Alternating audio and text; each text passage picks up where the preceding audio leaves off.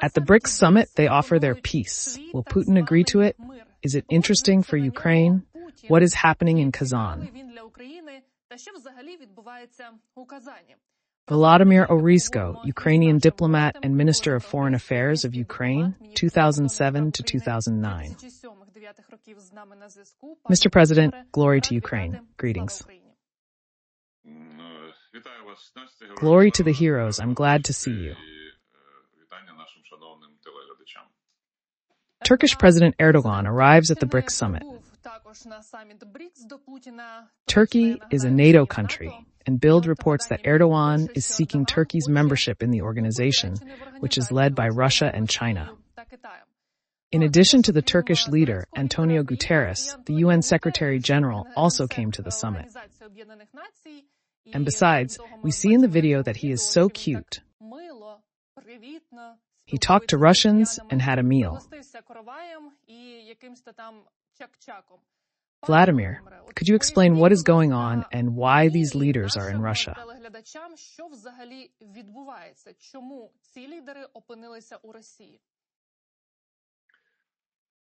Well, let's start with the beginning, as they say the other day, and before that, many, many times, Putin was just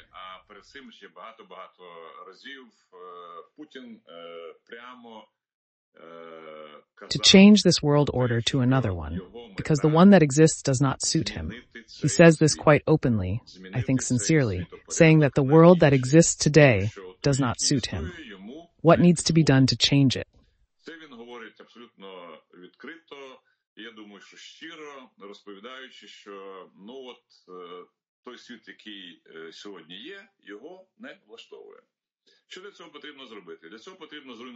To do this, he needs to destroy the world as it is and offer some option that he believes can be acceptable to most countries in the world. This is, in fact, the main, so to speak, ideological basis for everything he is doing now.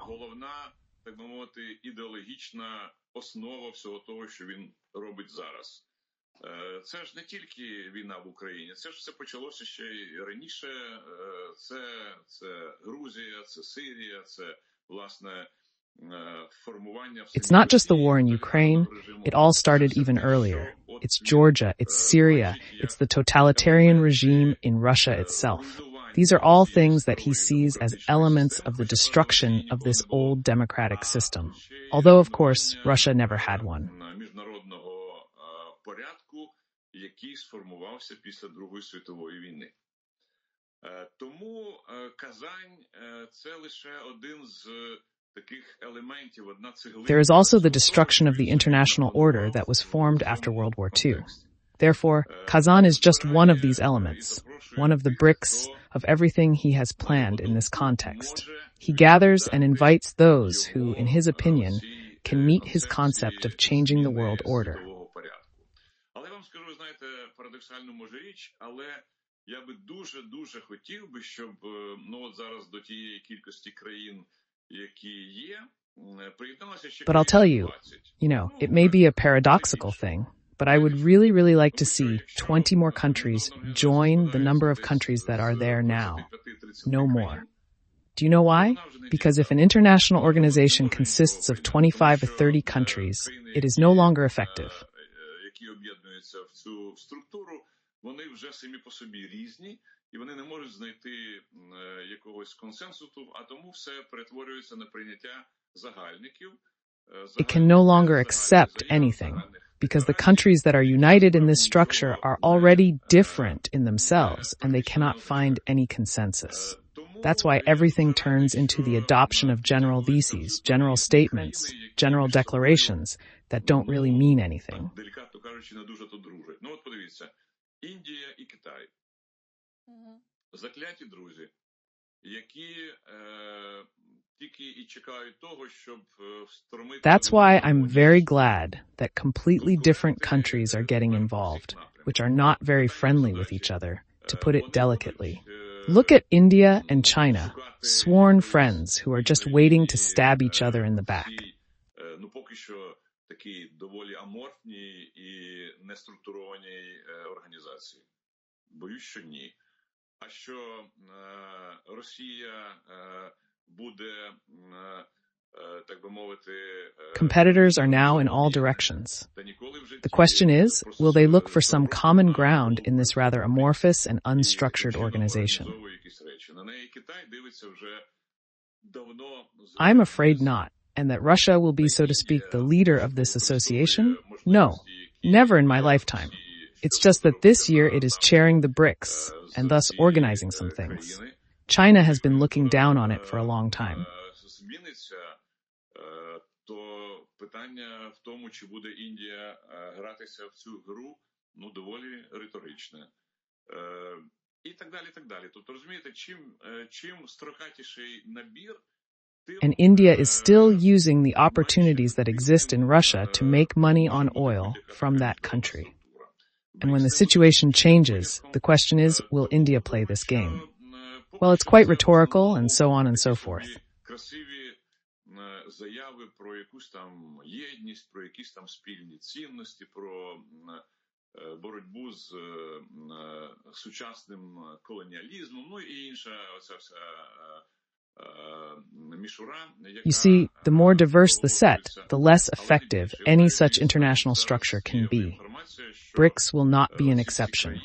That's why I think that so far these are mostly beautiful statements about some kind of unity, about some common values, about the fight against modern colonialism, and all the other stuff that is proclaimed. But that's all.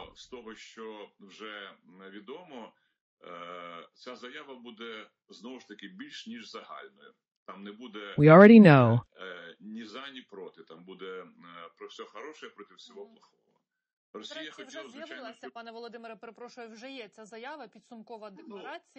that these countries will not be harsh in their assessment of the Russian-Ukrainian war.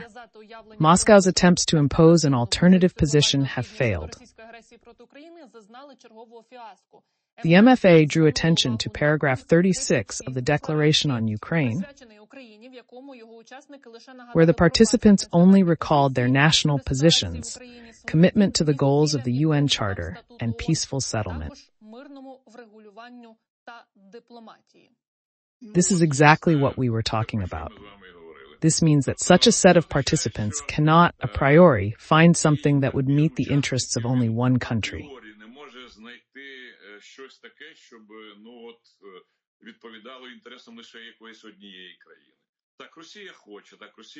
Yes, Russia wants to, it tries to, but what happens? The result is the same commonality that does not oblige anyone to anything, and thus everything remains as it is. Therefore, frankly speaking, in political terms, I think this BRICS has very, very few prospects, because too many different countries are uniting. In economic terms, maybe.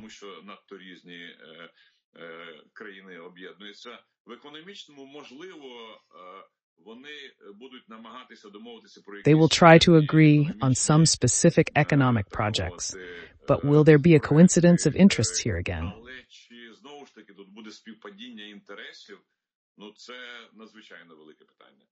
So I would look at all this very, very calmly. But the fact that Guterres appeared there is evidence that the United Nations is involved.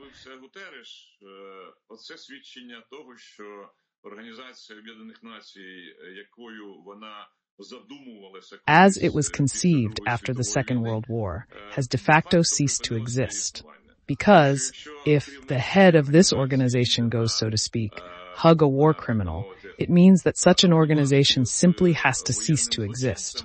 It should be either refounded or simply replaced by another organization. And this is what I think we will be talking about.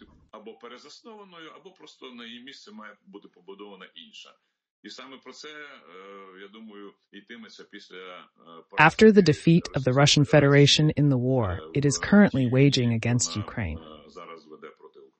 The UN is already making excuses. The deputy said that the meeting was important for cooperation with the BRICS countries, which represent about half of the world's population, so Guterres could not miss it.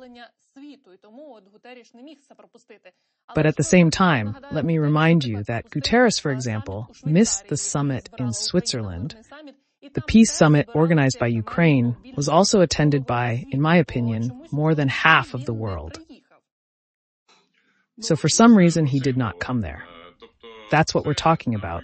which, in my opinion, is evidence that his personal position is false. І те, що ця організація сьогодні, попри те, що той самий Гутерреш отримує свою зарплату за рахунок внесків всіх країн, вона перетворюється в And the fact that this organization today, despite the fact that Guterres receives his salary from contributions from all countries, is turning into a bad Red Cross because it cannot make any key political decisions. The maximum it can do is to help in humanitarian terms in certain hotspots of the planet, and even then, not always.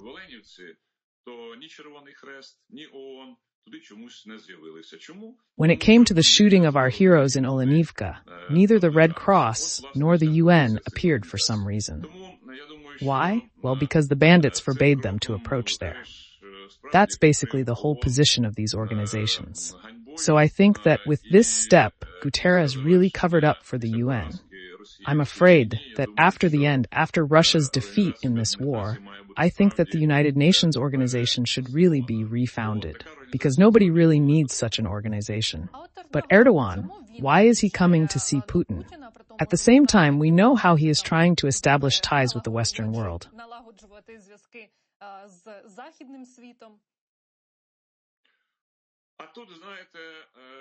Here, there are calculations, and I think they are quite obvious. Turkey, despite everything, is gaining weight in this Turkic-speaking world. And coming to Kazan is, as they say, just what the doctor ordered. It's great to show that we are not strangers here. We are not just neighbors, but a country that wants to influence the situation.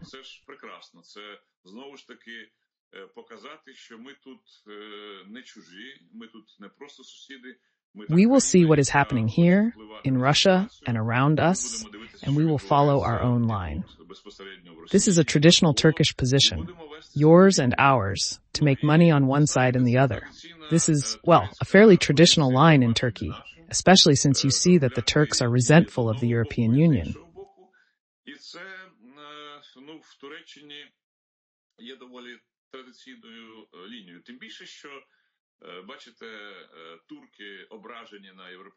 Because it does not want Turkey to be part of it. And how can Turkey be included if the rather obvious human rights in this country are somehow pushed into the background? So it turns out that Turkey has a formal reason to say, well, you see, you don't invite us, others invite us, or we see some reason for it ourselves.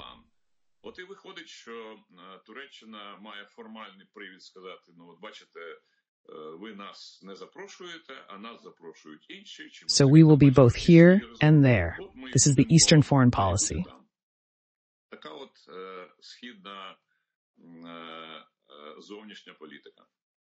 Volodymyr, we said that the participants of the summit have different views on the end of the war in Ukraine and other issues, so they are unlikely to come to an agreement. But Xi Jinping said that India has joined the group of Friends of Peace, led by China and Brazil. He said this at the BRICS summit in Kazan, and noted that China, Brazil, and a number of countries from the global south have created a group of Friends of Peace. It aims to unite voices that advocate for the earliest possible de-escalation of the conflict in Ukraine.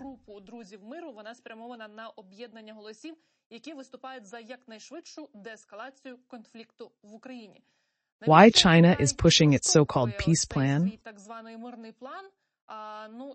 And how did India get involved? Look, China has its own national interests, as in this situation, as in any other. To be honest, I don't think it's going to take into account the position of this criminal that you're showing now very much. But this is all very labile and subject to change, depending on the situation that will take place on the battlefield.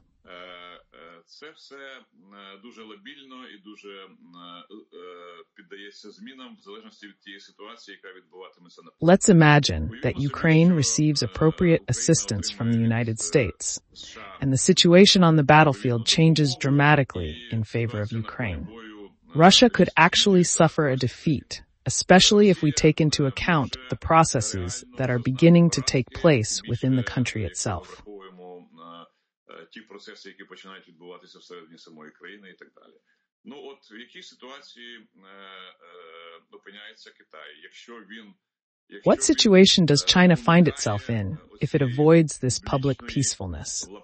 And so he says, look, I have always been in favor of a peaceful, democratic solution to all problems. We have always called for peace as soon as possible. We offered our plans with the Brazilians and with someone else, with anyone. They didn't listen to us then, but we were still on the side of the countries that were in favor of peace.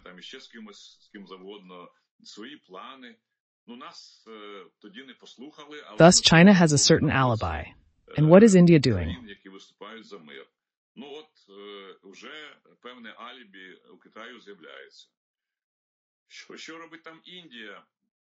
India, like China, is now making money off of Russia. And if that is the case, then they need to pretend that they are the best and greatest peacekeepers in the world, only at the expense of Ukraine. In fact, both China and India are, unfortunately, very close in this regard. And in this context, their political goals at this stage are the same, to show themselves as countries fighting for peace.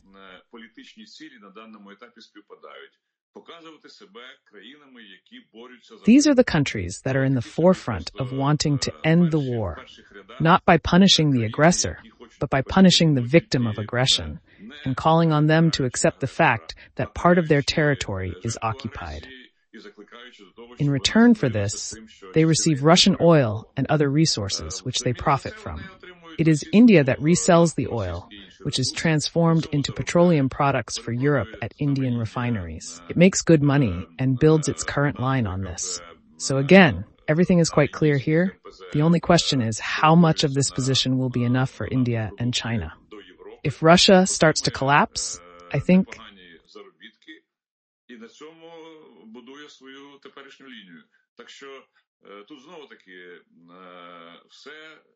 цілком зрозуміло. Питання лише наскільки цього всього цієї позиції у Індії і Китаю вистачить.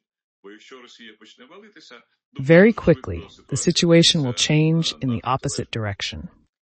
During the summit, BRICS also called for preventing the escalation of the war in Ukraine. He noted that this conflict is dragging on, and we must firmly adhere to three principles: no expansion of the geography of hostilities, no escalation, and no provocations that increase tensions. He also emphasized the need for early de-escalation. Xi called for an end to the policy of adding fuel to the fire.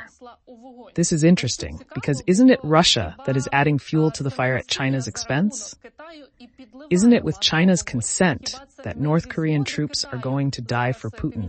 Regarding the latter, there may indeed be some nuances here, although we have talked about this many times. Тут можливі справді якісь певні нюанси, хоча ми з вами про це вже Настя неодноразово говорили. Північна Корея North Korea is sitting on such a short chain from China that if China wanted to, very quickly all these North Korean appetites would be stopped. But now Russia has emerged, and it can really feed this North Korean regime with money, food, and all other resources. Але зараз з'явилася Росія, яка справді може підгодовувати цей північно-корейський режим грошима, продовольством і всіма іншими речами, які that North Korea needs today in exchange for what we have now. обмін на те, що ви зараз маємо. China, of course, is probably not very happy in this context. But on the other hand, it can take the position of an outside observer and say, look, we are still calling for peace, we are against escalation. And what's happening between Russia and North Korea is, sorry, none of our business.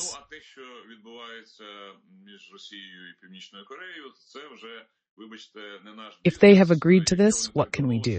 This is also a cynical, I would say, mean-spirited position that can at least be taken by China as the basis for positioning a country that wants a peaceful settlement.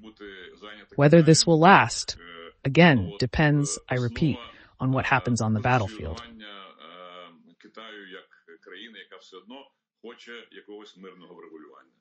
Чи це буде знову-таки довго тривати, залежить, повторюю ще раз, від того, що відбуватиметься на If we have enough weapons, if we have the ability to use them where necessary, believe me, as soon as the situation on the battlefield begins to change, everyone, including even this crazy North Korean dictator, will quickly realize that they need to pull back. In the meantime, you can safely donate 10,000, 12,000, or however many he throws into this meat grinder, in exchange for Russia giving North Korea economic or financial assistance. Or even more so, he could transfer technologies that North Korea does not have yet. I mean, technologies for nuclear weapons. And from the point of view of the North Korean dictator, this can work for Putin as well as for him. The price of a human life is equal to 0.0 of any Korean or non-Korean currency.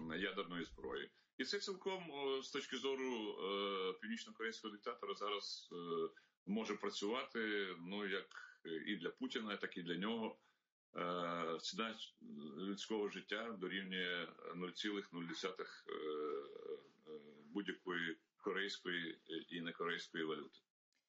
An interesting paradox is that the Western position on military assistance to Ukraine is largely driven by fears. If Ukraine's armed forces succeed on the battlefield, it could lead to the collapse of the Russian Federation, which in turn would create the problem of uncontrolled nuclear weapons. But we see that this is already happening. In particular, these nuclear weapons are spreading to all other countries, and Belarus already has them, and North Korea probably has them. Nuclear technology will appear, at least. Do you think the West can reconsider its geopolitical goals in this situation? Well, it would be logical, of course, that there would be no movement until the presidential election.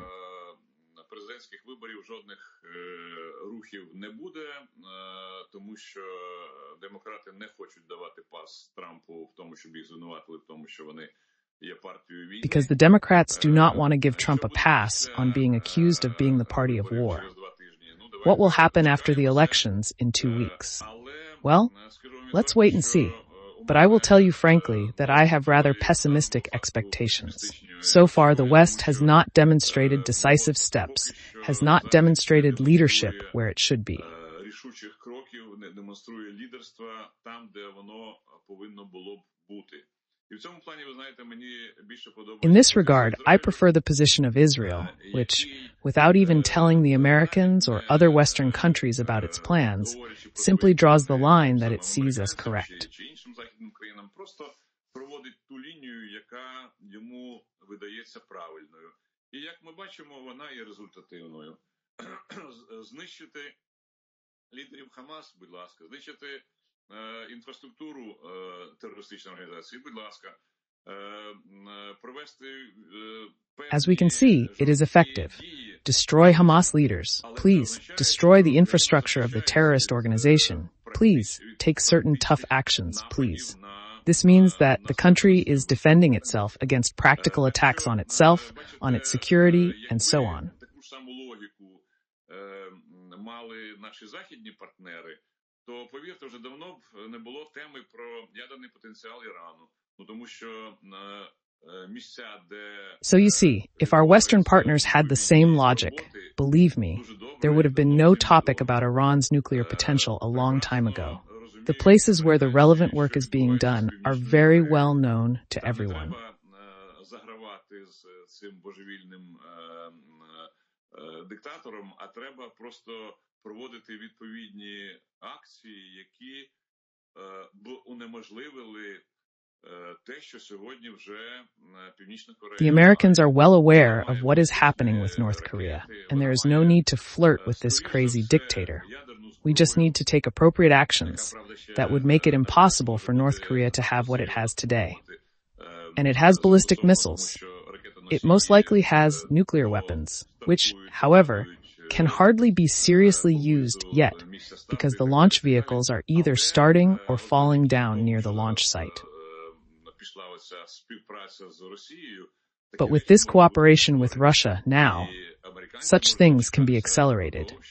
The Americans can wait for North Korean missiles to reach California if they think that this is a normal development.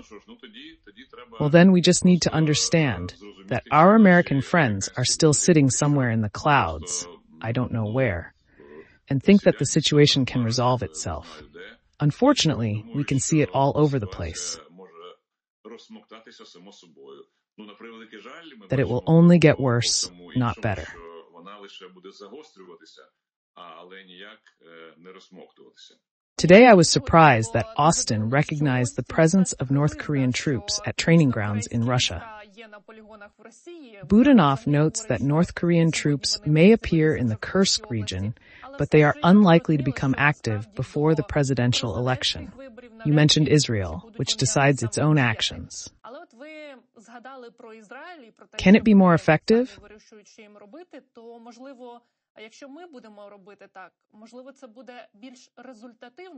I recall the words about the possibility of Ukraine developing nuclear weapons.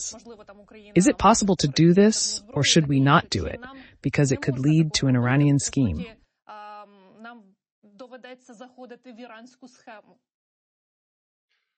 Well, I'm starting from your thesis that Austin has finally recognized what Budanov was saying a few days ago.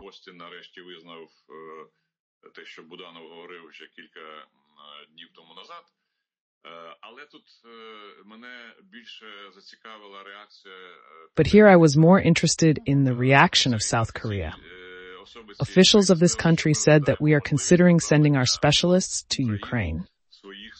And here I think that this will be a very good example for our Western partners.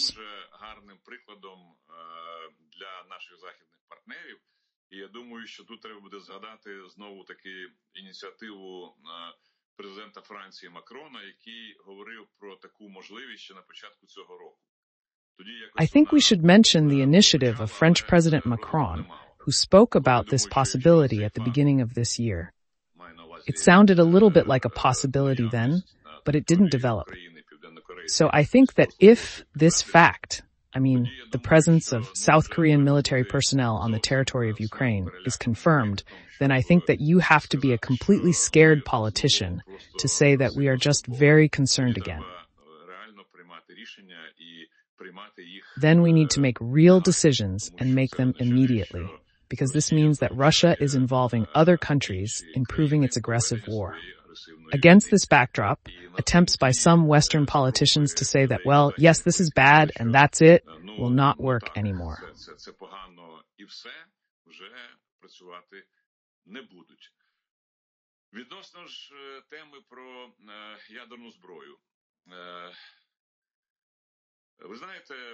As for the topic of nuclear weapons, I think that we shouldn't push this topic now, because it is very sensitive around the world. Цю тему, тому що вона дуже гостро сприймається в усьому світі, і якщо ми захочемо її продовжувати далі, це означатиме, що ми налаштуємо проти себе не лише наших безпосередніх союзників. If we want to continue it further, it will mean that we will turn against us not only our immediate allies and partners, but also the countries of this so-called South. Look, China, in this context, has very clearly and firmly stated that it is against even hints that nuclear weapons could be used under any circumstances. Це сигнал доволі серйозний, в тому числі для Росії. Тому якщо ми зараз почнемо цей This is a very serious signal, including for Russia. Therefore, if we start this dialogue now, so to speak, in quotation marks and these things, I'm afraid it will be very difficult to explain politically why. Instead, we need to push for a formal invitation for now to invite Ukraine to NATO. Я думаю, що це буде надзвичайно важливим політичним сигналом для Москви, який означатиме, що I think that this will be an extremely important political signal for Moscow, which will mean that you in Muscovy need to forget about the fact that you will be ruling Ukraine. The practical process will look a little bit different. It's not going to be a quick and easy ride. It's going to happen after the war is over. Це ще раз підтвердить, що наш шлях до НАТО є справді остаточним і безповоротним. А вже що ми будемо робити в рамках But this will once again confirm that our path to NATO is truly final and irrevocable. What will we do within NATO? Well, that's when we will think about it. I think the formula that the Israeli military often likes to use when they say that we don't have nuclear weapons, of course, but if we really need to, we will use them, will work. But if we talk about the invitation to NATO, won't this provoke the Russian Federation on the contrary? To be more aggressive, to use even more troops, to increase some kind of cooperation with other dictatorships, and to seize more territory of Ukraine. Because we realize that this process of joining NATO will be very long. What else should we endure to understand the possible escalation? It seems to me that Russia is already using everything but nuclear weapons. I believe that in the context of nuclear weapons, Putin and his entourage will not risk taking this fatal step, as it will lead to the end of Russia.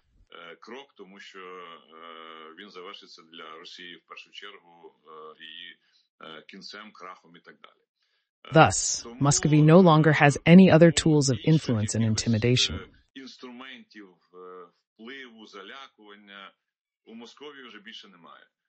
Therefore, we should not be afraid of another escalation, because they will bring 20,000 instead of 12,000.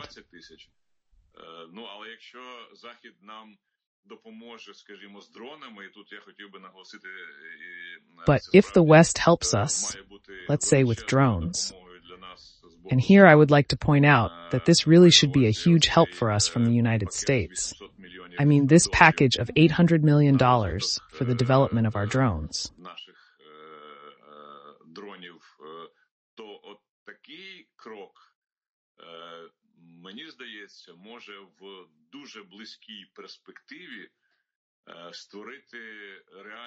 This step, I think, can create a real advantage for Ukraine in this area over Russia in the very near future. And we see what our drones are every day. And I think that if this program is implemented, plus, of course, what we are doing ourselves, we can have a very, very serious and positive impact on the course of hostilities.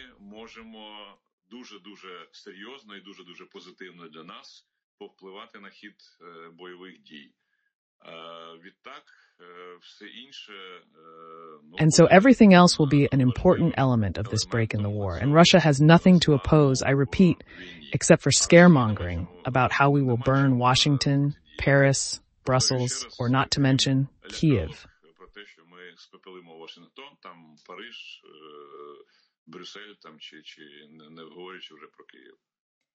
Volodymyr, thank you for your information and participation in the interview. I wish you a good and relaxing day. Volodymyr Ohryzko, Ukrainian diplomat and Minister of Foreign Affairs of Ukraine 2007 to 2009. Like this stream, write comments, and share the video so that more people can see it.